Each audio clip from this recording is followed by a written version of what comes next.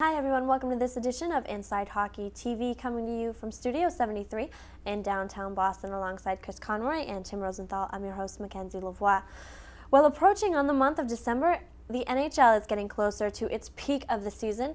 A month away from the Winter Classic and 2 months away from the Vancouver Olympics, Inside Hockey is giving you a look ahead towards the halfway mark of the season.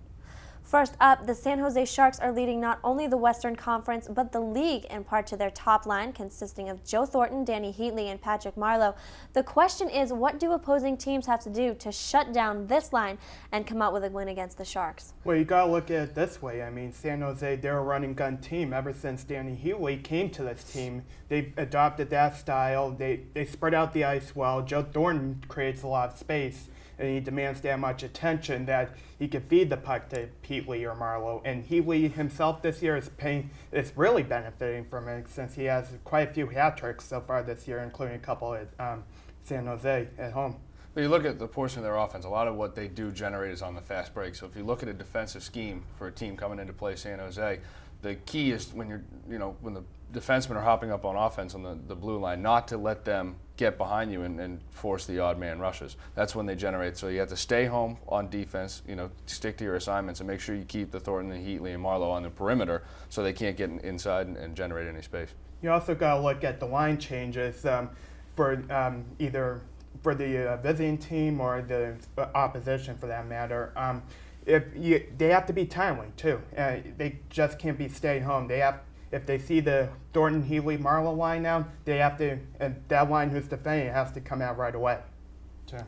Next up, the Calgary Flames with head coach Brent Stutter are having a tremendous season, getting major contributions from Dion Phaneuf and Robin Regehr and Jay Baumeister. Now, this team, they started off a little bit slow. They've really turned it around. They're doing great. So what are the major contributions that these guys are making?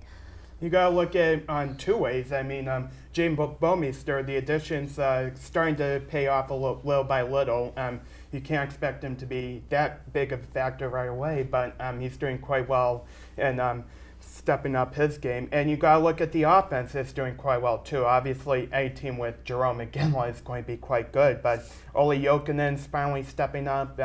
Some of their younger players are starting to step up, too, and their future looks pretty bright. On the other hand, a little concerning with Mika Kiprusoff when he's playing 70, 75 games a year. He needs some rest down the line, but obviously it's going to help him with the playoff stretch run, but you don't want to wear him out too much.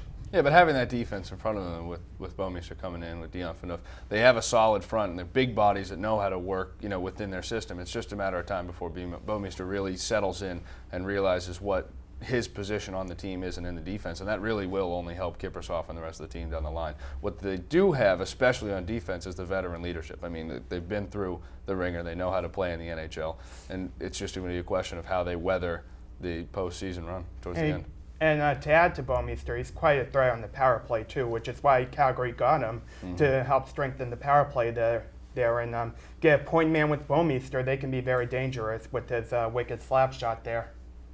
Well, we've been talking a lot about how important a team's defense is, and the Los Angeles Kings have had quite a few emerging players over the past few months, and Andrzej Kopitar, Andrei Frolov, Ryan Smith, and Jack Johnson. Now, the one person I want to talk about is Rob Scuderi. In my opinion, he's one of the best defensemen in the league. Offensively, he's not really noticed, but especially in today's NHL where offensive is so, and it's shootout, it's about scoring, you need a guy that cares more about, preventing a goal than actually scoring one. So I thought he by far was one of the best defensemen on the Penguins. He wasn't Ryan Whitney, but he wasn't the same type of player. He had more of the less sort of glamorous effect. So how do you think players like that, like Jack Johnson, like Rob Scuderi, are really helping the Los Angeles Kings? Well, Jack Johnson is finally emerging after so much hype about him when he came out of Michigan. But you look at Scuderi, absolutely. He's one of those under-the-radar guys. He was signed for a lot of money, too, in the offseason. But at the same time, he's a stay-at-home guy. He breaks up. He does the dirty work. He breaks up the passes in the neutral zone. He'll block the shots in his own end. And he's a great defenseman to have, for sure. Well, he provides a cookie-cutter image for everybody, all the young guys on that team. They are a young team. They're building. They have been building. They're building towards the future. And having him there as an anchor for that team in the locker room, on the ice, on the bench, it really allows that team to solidify and keep moving forward in front of Jonathan Quick.